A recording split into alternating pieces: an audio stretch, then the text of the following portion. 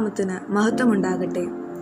ഞാൻ Ann Subhash, CSI all saints church Kalamassery സഭാംഗമാണ്.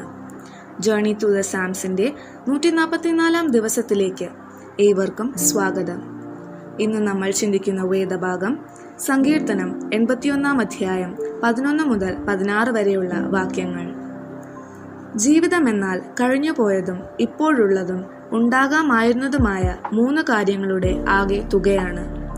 ഇത് മൂന്നും നമുക്ക് 81 സങ്കീർത്തനത്തിൽ കാണാം. 1 മുതൽ 10 വരെയുള്ള ഭാഗത്ത് കഴിഞ്ഞുപോയ കാര്യങ്ങൾ കാണുന്നു. സങ്കീർത്തനക്കാരൻ യാക്കോബിന്റെ ദൈവത്തെക്കുറിച്ച് പറയുന്നു.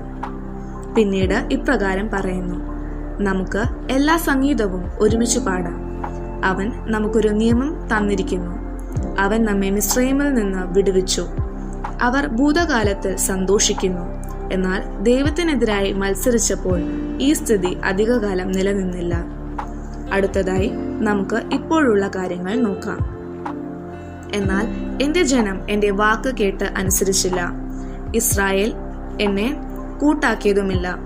അതുകൊണ്ട് അവർ സ്വന്ത ആലോചന പ്രകാരം നടക്കേണ്ടതിന് ഞാൻ അവരെ ഹൃദയ കാഠിന്യത്തിന് ഏൽപ്പിച്ചു കളഞ്ഞു. കഴിഞ്ഞ കാലത്തിൽ സംഭവിച്ചത് എല്ലാം സന്തോഷം കൊണ്ടുവന്നു.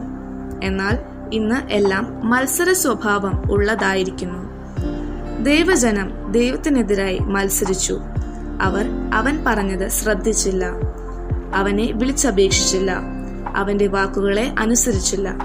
അതുകൊണ്ട് ദൈവം അവർക്ക് ഒരുക്കി വെച്ചതൊക്കെ അവർക്ക് നഷ്ടപ്പെട്ടു. ഒടുവിലായി അവർക്ക് എന്തുണ്ടാകാമായിരുന്നു എന്ന് നാം കാണുന്നു. അയ്യോ, എന്റെ ജനം എന്റെ വാക്ക് കേൾക്കുകയും ഇസ്രായേൽ എന്റെ വഴിയിൽ നടക്കുകയും ചെയ്തുവെങ്കിൽ കൊള്ളാമായിരുന്നു. എന്നാൽ ഞാൻ വേഗത്തിൽ അവരുടെ ശത്രുക്കളെ കീഴടക്കുമായിരുന്നു. എന്നാൽ അവരുടെ ശുഭകാലം എന്നേക്കും നിലനിൽക്കുമായിരുന്നു.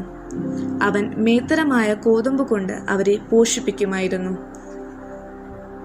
ഞാൻ പാറയിൽ നിന്നുള്ള തേൻ കൊണ്ട് നിനക്ക് തൃപ്തി വരുത്തുമായിരുന്നു. എന്തുണ്ടാകുമായിരുന്നു? വിജയം, തൃപ്തി, സന്തോഷം എന്നിവ. ദൈവത്തിനെതിരായി മത്സരിച്ച് ദൈവം നമുക്ക് തരാൻ ആഗ്രഹിക്കുന്ന അനുഗ്രഹങ്ങളെ നഷ്ടമാക്കരുത്.